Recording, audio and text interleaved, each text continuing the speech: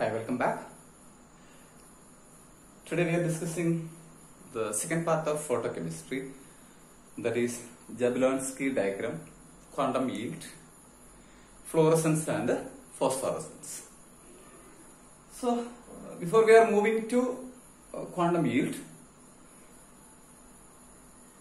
the photochemistry part 2.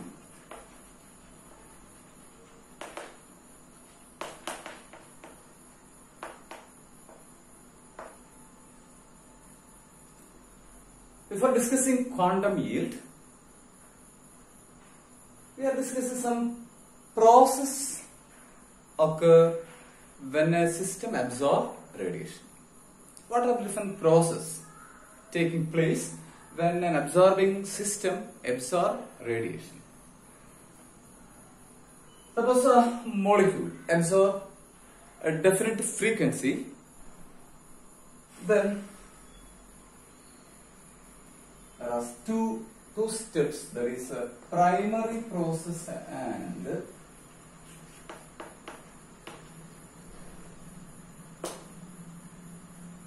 the molecule may undergo a primary process, right?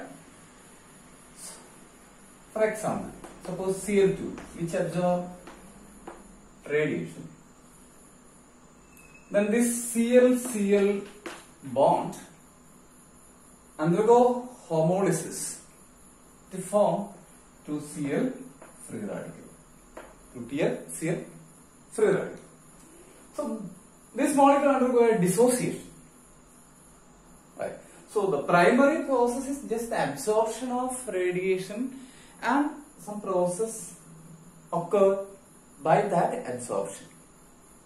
We just let us check what are the different absorption primary processes.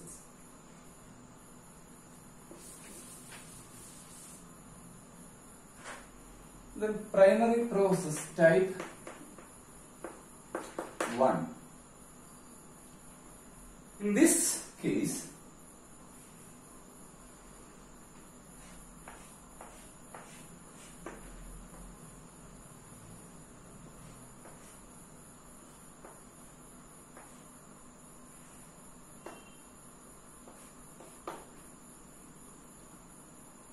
when a molecule absorbs radiation, it excites from the lower energy state to the upper state of higher energy level.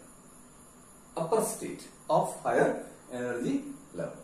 So it excites from this energy level to this energy level to an upper vibrational state. These are the different vibrational state of this energy level, and these are the different vibrational levels of this energy level. Okay, these are the different vibration states, and this other, again it is the upper vibration state. So when a molecule or a substance absorbs radiation, it will excite from here to the upper vibrational state. You know, this upper vibration state having higher energy, so this molecule is unstable and undergo dissociation. Since it is at a higher energy state, it undergo dissociation. So this molecule undergo dissociation. So when a molecule absorbs energy and get excited to the upper vibration state of the higher level, then it obviously undergo dissociation, just as we have seen in the case of chlorine molecule. Then type 2. In this case, different vibration levels. Again, different vibration levels.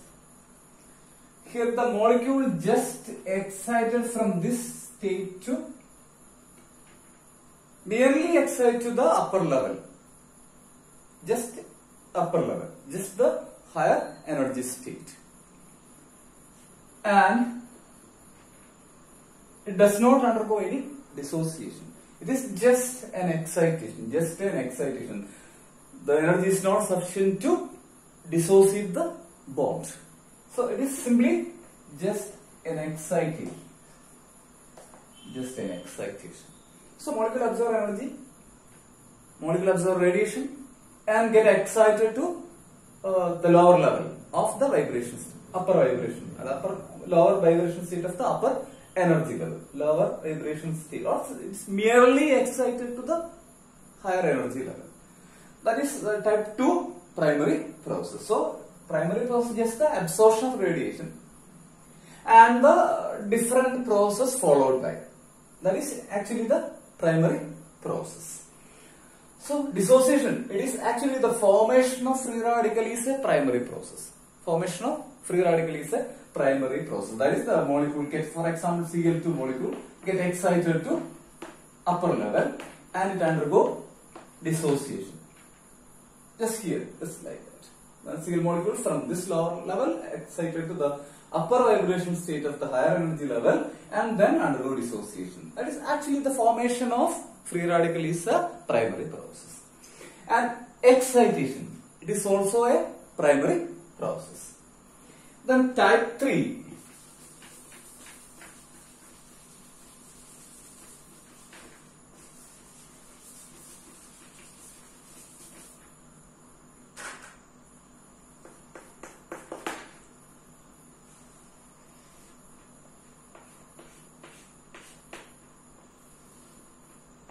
Here the molecule will excite to a higher energy state, and this energy state does not possess any vibration quantum state. That is, this is our lower energy level, it is our upper energy level, but this upper energy level or the higher energy level does not possess any vibration state. So here the molecule is highly unstable. Highly unstable. Right. So it will excite to an unstable state. That state does not contain any vibration states, vibration levels. So this also undergo dissociation. This type of excitation also undergo dissociation. Type 3 excitation also undergo dissociation. Then type 4.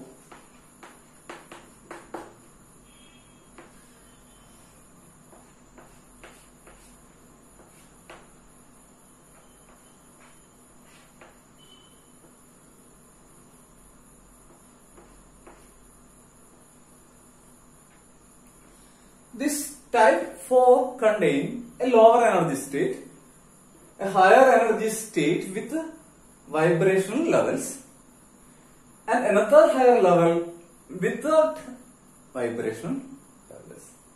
So a higher energy level with vibration states and another higher energy level without vibration state. So here the molecule will undergo excitation to this higher energy level, just like that of our type 2. That is, it is merely an excitation. It is merely an excitation. It is not up to the higher upper vibration state of the higher energy level. It is just an excitation, just as in the case of type 2. That is, up to this, it does not undergo any dissociation. But what happened here is that the molecule excited from the lower level to higher level transferred to the higher energy level without vibrational state. This point. Okay, this point. Right? And at this point, the molecule become unstable. The molecule become unstable and undergo dissociation. And such a dissociation is called pre-dissociation. Pre-dissociation is the excitation of a molecule by the absorption of radiation from lower level to higher level and transfer of that molecule from that higher level to an upper level without vibrational state where it undergo dissociation. So actually this type 4 is a combination of type 2 and type 3. Okay? Type 2 and type 3 combined together. So here the excited molecule transferred to an upper level without vibration. In that state, it is highly unstable and undergo dissociation. And such a dissociation is known as pre-dissociation. So there are 4 types of primary process, and all these processes except type 2 Type 2 is just excitation. All other three gives dissociation, that is gives free radicals. These are the primary process. And secondary process. So primary process just for example, the same thing, 2Cl free radical. That is our primary process. And secondary process.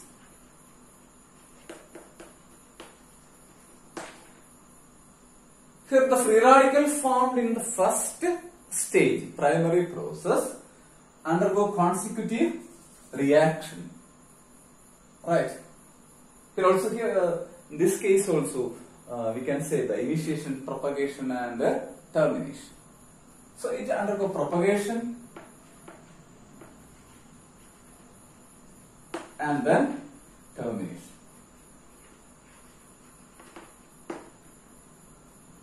We will discuss these two processes, primary process and secondary process in the case of chlorine as well as bromine. Reaction between the formation of HCl and the formation of HBr when we are discussing quantum yield. So, I hope it is clear that all the four types of primary process. Then come back to quantum yield.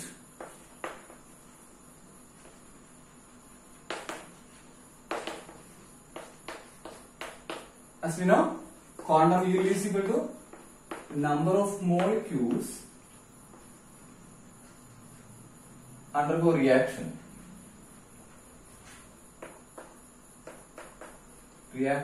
at a given time divided by number of quanta absorbed.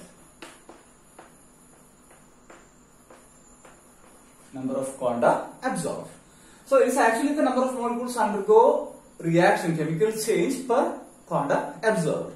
So it is just the ratio of the number of molecules undergo reaction to the total number of quanta absorbed. So for us, in the previous lecture we see that SO2 plus Cl2 gives SO2 Cl2. In this case, quantum yield phi is equal to 1. And according to our second law, Stark-Einstein law, each molecule absorbs 1 quanta. When there are 10 molecules, 10 quanta absorbed, so 10 by 10 we get 1. That is, we expect a quantum yield of 1 for every case, but actually it is not true. Some chemical reactions are having lower quantum yield and some are having higher quantum yield. Why some molecules, some reactions having high quantum yield and some having lower quantum yield? We are discussing this matter in detail.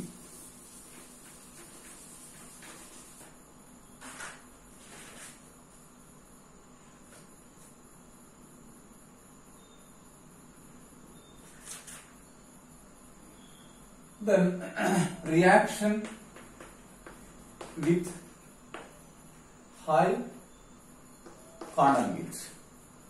There is a reaction between hydrogen and chlorine in presence of H- to form HCl. This is an example of reaction with high quantum yield. Very high quantum yield, 10 raised to 4 to 10 raised to 8. And here the primary process, that is initiation. The primary process is Cl2 absorb radiation to form 2Cl free radical. 2Cl free radical.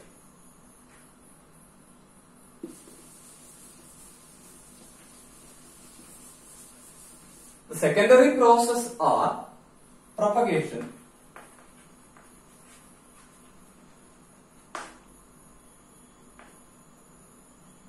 That is Cl free radical plus H2 gives HCl plus H free radical. H free radical plus Cl2 gives HCl plus Cl free radical. So and so and so and so and so. That's our second stage of the reaction. and third stage is termination. That is Cl free radical plus H free radical gives HCl. Or we can add another material which absorb free radical to terminate the reaction. Right? For example, instead of this, you can add metal M and we get MCl. So, different ways we can terminate the reaction. So, here it is the normal reaction we expected, and another chance of the reactions are Cl plus Cl, Cl2, and H plus H gives H2. These are the possibilities, but here again this Cl2 molecules absorb radiation to form Cl free radical and reaction will proceed. So actually we are taking this as the termination reaction. And here, as we know, the primary process is a photochemical reaction by the absorption of radiation, but secondary process that is propagation and termination, these are thermal reactions. So here these propagation steps, it is exothermic. Since this propagation step is exothermic, the energy released in these steps initiate other molecule and those molecules will undergo chemical reaction. That's the energy released here uses to get activation energy to other molecules, and hence more and more molecules get higher energy or excitation energy or activation energy, and they will undergo chemical reaction.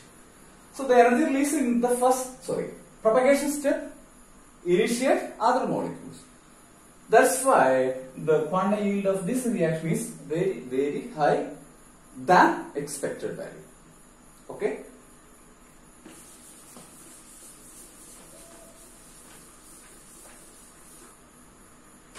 Conversely, the reaction with low quantum yield, it is an example BrH2 plus Br2 to HBr. The formation of hydrogen bromide in the presence of radiation or by the absorption of light is an example of reaction with low quantum yield. The same process will here, that is primary process, absorption of radiation to form 2Br free radical. Then secondary process, propagation and termination, that is Br free radical plus H2 gives HBr plus B, H free radical. Then H free radical plus Br2 gives HBr plus Br free radical. And the termination step, it is Br free radical plus H free radical gives HBr. Here, the reaction, the sequence of the reaction is just similar to that of our hydrogen chlorine reaction, but the point, it is here this propagation reaction, it is endothermic.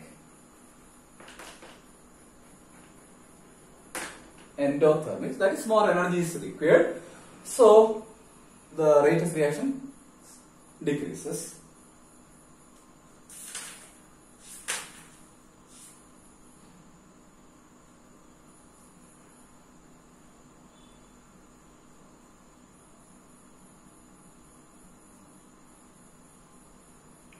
Then here, these two steps, as we know, this is propagation steps.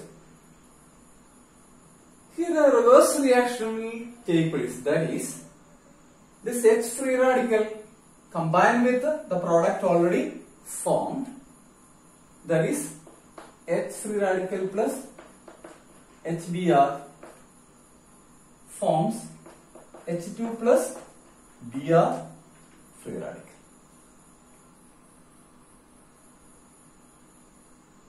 Right? H free radical plus HBr gives H2 plus Br free radical. So instead of this second step, that is H free radical plus Br2 gives HBr plus Br free radical, instead of that step, H free radical, hydrogen free radical may combine with HBr to form H2 and Br free radical. So already formed product undergo dissociation.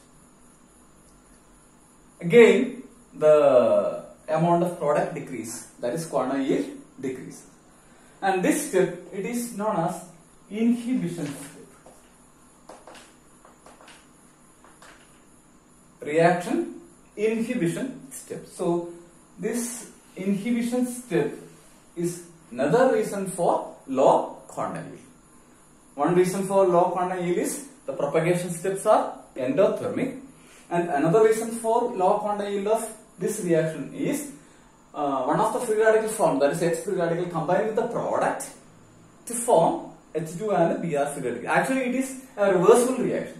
Okay, this reversible reaction, the first step, similar to this reversible reaction. So that is reversible nature. That reaction is known as inhibition step. That step is known as inhibition step. So that reversible process decreases the quantum yield, and it comes down to 10 raised to minus 2 to 10 raised to minus 1.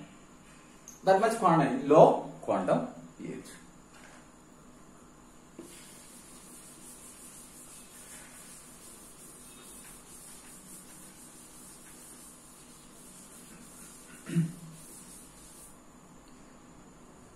The photochemical process can be explained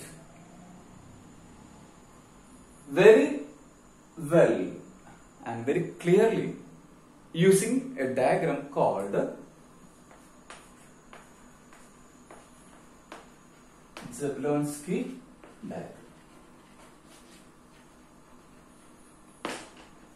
In addition to the chemical reactions, other different process taking place by the absorption of light or during photochemical reaction, we can explain all those processes using Jablonski diagram. Before discussing this Jablonski diagram, we should know what is spin multiplicity.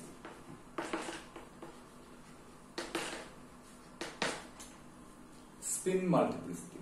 It is defined as 2s plus 1, where s is the total spin moment and which is given as ms, where ms is spin quantum number or spin momentum of that particle or that substance. So here spin momentum or spin quantum number, sum of it gives the total spin angular momentum, spin momentum, and 2s plus 1 gives spin multiplicity. For example, a system with ms spin momentum with plus half,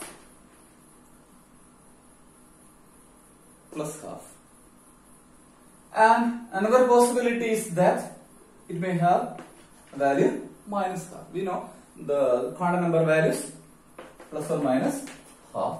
So a particle or a substance may occur in plus half state or minus half state. Suppose when we consider these two states, three different conditions may arise, three different combinations may arise. There is, suppose it is paired, spin is paired, then sum of the spin, that is capital S, which is equal to plus half minus half, which is equal to 0. That is S is equal to 0. So spin multiplicity 2s plus 1 which is equal to 1. And the value of spin multiplicity is 1. We call it as singlet state. Singlet state. Right? Suppose there is only one particle that is unpaired, which contains only single electron, and we can say it is unpaired. When it is unpaired, S is equal to 1 by 2. Then 2s plus 1 is equal to 2 into 1 by 2 plus 1, which is equal to 2. When the value of spin multiplicity is 2, we call it as doublet. When value of spin multiplicity is 2, we call it as a doublet state.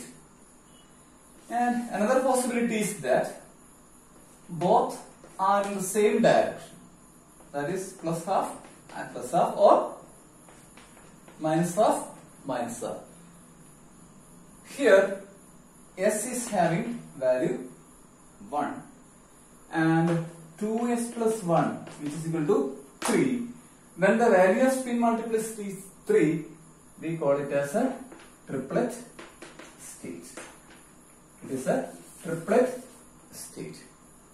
And from this discussion, you could understand that single state, that is paired state, is highly stable. Here the spin is parallel. It is parallel spin, which is triplet, and it is unstable state. So, using these points, we can explain Jablonski diagram.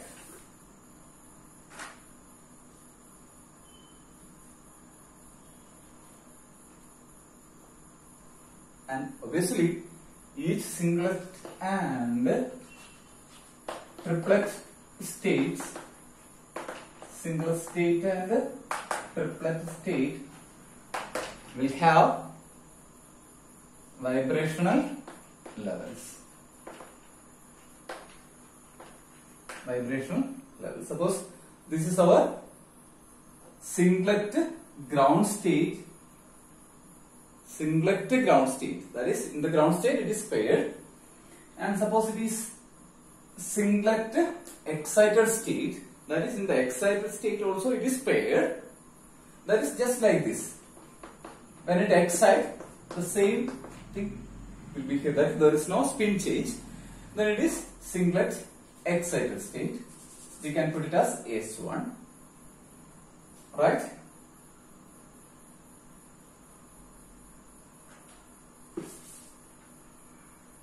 It is S1, and when the particles or the spin is parallel, we know they are in different orbital, so their energy is low. So we can say it is T1, the triplet state. Okay, the triplet state.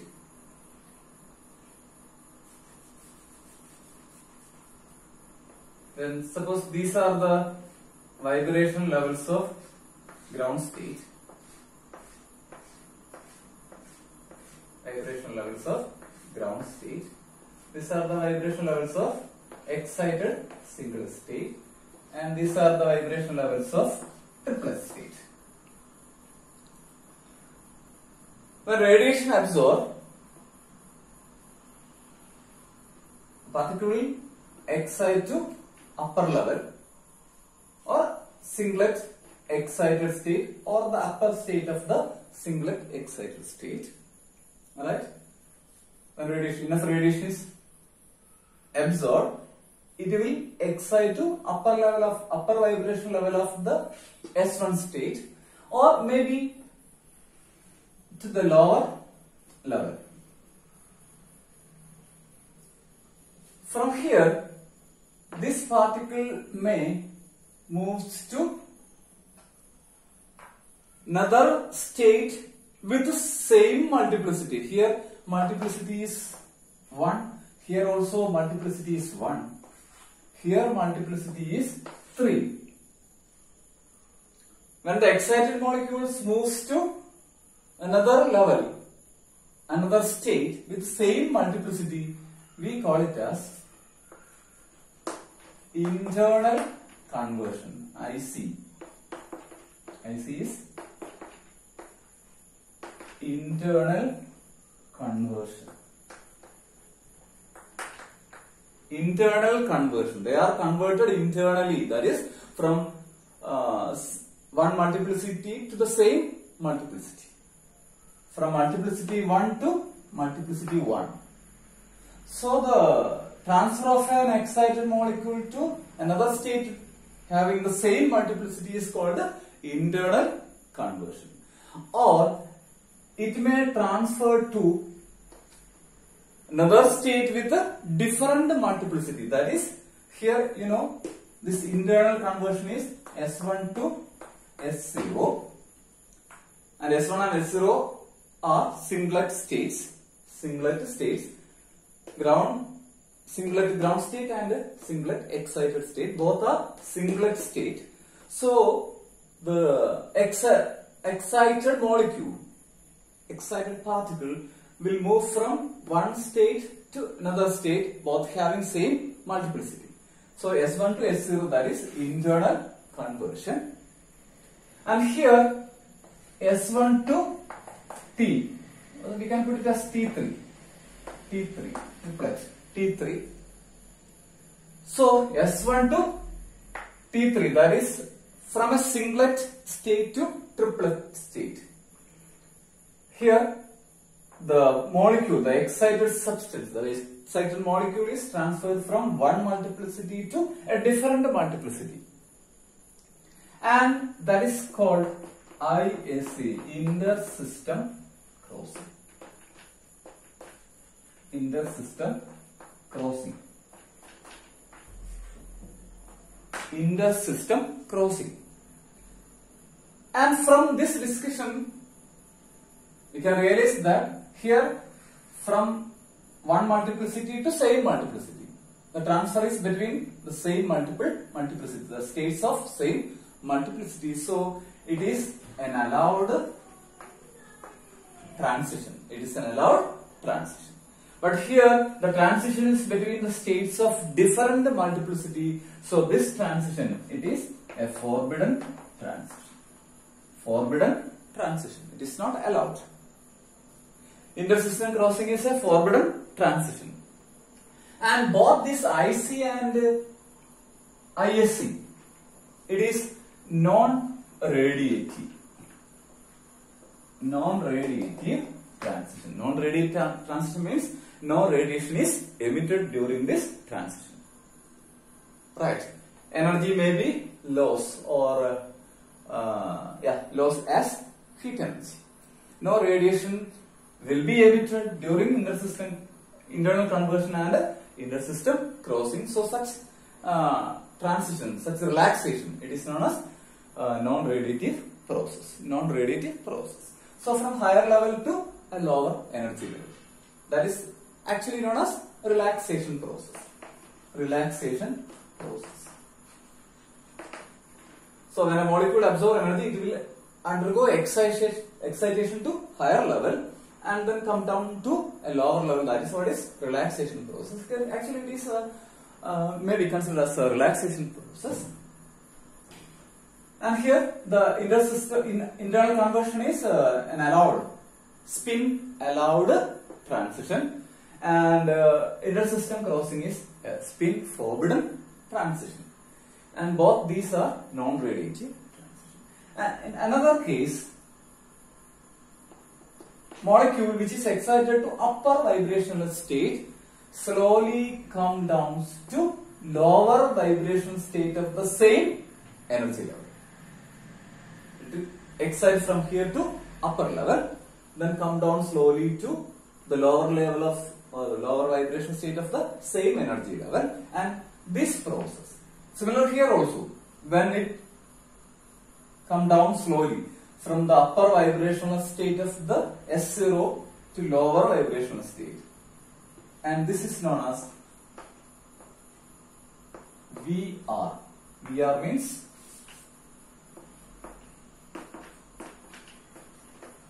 vibrational relaxation. It is also known as vibrational cascade. Vibrational relaxation or vibrational cascade. Okay, and again VR, it is also non-radiative process. It is also non-radiative process. There are three non-radiative processes: internal conversion, intersystem crossing, and vibrational relaxation or vibrational cascade. And internal conversion is the transition of a molecule, excited molecule, between the states of same multiplicity, and intersystem crossing is the transition of molecules between two states of different multiplicity, and vibrational relaxation is the relaxation of an excited molecule to its from higher vibrational states to lower vibrational state of the same energy level. That is vibrational relaxation. So all these three are non-radiative processes. Then another process, the molecule gets excited to upper level, undergo vibrational relaxation to lower level, then come back to ground state. Then come back to ground state suddenly, and it is known as fluorescence. It is a sudden process, that is excitation and relaxation to ground state with emission of radiation. That is, it is a radiative process. Radiative process. That is, excited molecule come down to ground state with emission of radiation. With emission of radiation. And that process is known as fluorescence. So actually fluorescence is S1 to S0. Here also S1 to S0, both are different process. Here S1 to S0 is internal conversion, that is migration or transfer of excited molecule to the upper vibration state of the another state with same multiplicity. Here also same multiplicity, and here this internal conversion is a non-radiative process. Here the sudden relaxation of the excited molecule to ground state with the emission of radiation, that is fluorescence. Here there is no emission of radiation. The excess energy is emitted as heat. Emitted as heat in this case. And that process is known as fluorescence. And another process, so we can put it as F, fluorescence. And the molecule get excited, converted to triplet state, that is intersystem crossing. From that triplet state, it comes down to ground state, that is T3 to S0. Again it is forbidden, spin forbidden transition. And here the process take place with the emission of radiation. Emission of radiation. Even though it is a forbidden transition from triplet to singlet ground state, it emits radiation, and this process is known as phosphorescence. Phosphorescence.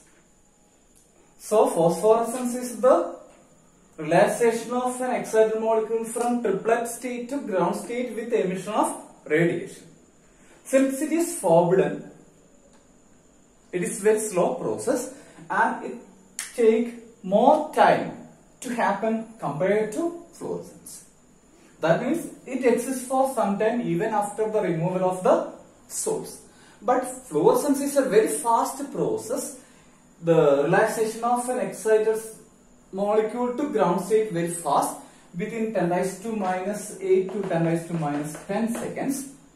So it is very fast and it will ceases, it will stops when the source is removed. When the source is removed, fluorescence will stop. But here this is a forbidden process. That is, intersystem crossing is a forbidden process. So the molecules get excited to upper level, then transferred to a state with a different multiplicity. That is from singlet to triplet.